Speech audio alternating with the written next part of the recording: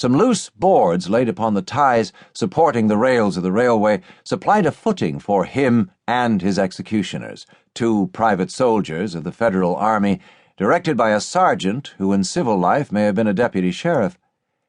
At a short remove upon the same temporary platform was an officer in the uniform of his rank, armed. He was a captain. A sentinel at each end of the bridge stood with his rifle in the position known as support, that is to say, vertical in front of the left shoulder, the hammer resting on the forearm thrown straight across the chest, a formal and unnatural position enforcing an erect carriage of the body. It did not appear to be the duty of these two men to know what was occurring at the center of the bridge. They merely blockaded the two ends of the foot planking that traversed it. Beyond one of the sentinels, nobody was in sight. The railroad ran straight away into a forest for 100 yards, then, curving, was lost to view. Doubtless there was an outpost farther along. The other bank of the stream was open ground, a gentle slope topped with a stockade of vertical tree trunks, loopholed for rifles, with a single embrasure through which protruded the muzzle of a brass cannon commanding the bridge. Midway up the slope between the bridge and the fort were the spectators. A single company of infantry in line at parade rest, the butts of their rifles on the ground, the barrels inclining slightly backward against the right shoulder, the hands crossed upon the stock. A lieutenant stood at the right of the line, the point of his sword upon the ground, his left hand resting upon his right. Excepting the group of four at the center of the bridge, not a man moved. The company faced the bridge, staring stonily, motionless. The sentinels facing the banks of the stream might have been statues to adorn the bridge. The captain stood with folded arms, silent, observing the work of his subordinates, but making no sign. Death is a dignitary who, when he comes announced, is to be received with formal manifestations of respect, even by those most familiar with him.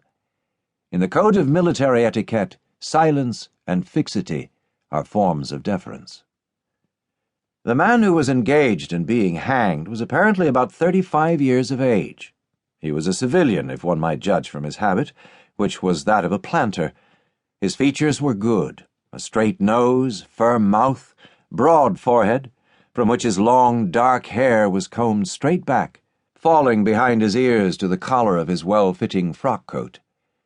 He wore a moustache and pointed beard, but no whiskers. His eyes were large and dark gray, and had a kindly expression which one would hardly have expected in one whose neck was in the hemp.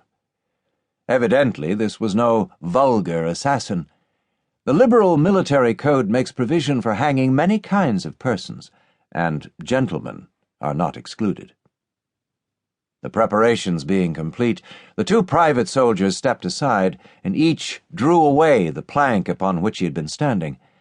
The sergeant turned to the captain, saluted, and placed himself immediately behind that officer, who in turn moved apart 1 pace. These movements left the condemned man and the sergeant standing on the two ends of the same plank, which spanned 3 of the cross ties of the bridge. The end upon which the civilian stood almost, but not quite, reached a 4th. This plank had been held in place by the weight of the captain. It was now held by that of the sergeant. At a signal from the former, the latter would step aside, the plank would tilt, and the condemned man go down between 2 ties. The arrangement commended itself to his judgment as simple and effective. His face had not been covered, nor his eyes bandaged. He looked a moment at his unsteadfast footing, then let his gaze wander to the swirling water of the stream racing madly beneath his feet. A piece of dancing driftwood caught his attention, and his eyes followed it down the current. How slowly it appeared to move! What a sluggish stream! He closed his eyes in order to fix his last thoughts upon his wife and children. The water, touched to gold by the early sun, the brooding mists under the banks at some distance down the stream, the fort, the soldiers, the piece of drift, all had distracted him. And now he became conscious of a new disturbance. Striking through the thought of his dear ones was sound. which he could neither ignore nor understand.